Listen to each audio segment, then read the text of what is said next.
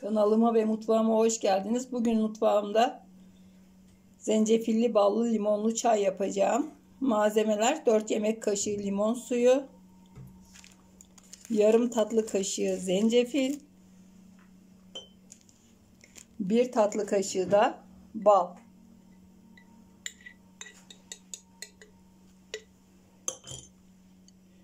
Üzerinde sıcak suyla dolduracağım.